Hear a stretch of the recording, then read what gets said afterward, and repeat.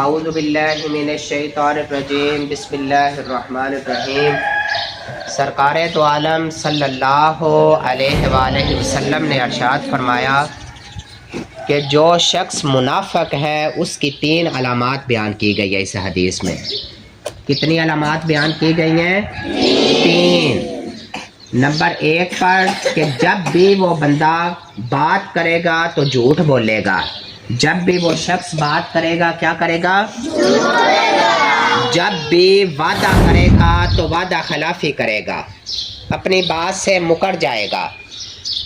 اور اس کے بعد تیسری علامت اس حدیث میں جو بیان کی گئی ہے کہ جب اسے امین بنایا جائے گا، جب اس کے پاس امانت رکھی جائے گی تو وہ اس امانت میں خیانت کرے گا۔ اس حدیث سے ہمیں یہ سبق ملتا ہے، ہم نے جب بھی بات کرنی ہے تو ہم نے سچ بولنا ہے اور زندگی میں سچ کا ساتھ دینا ہے۔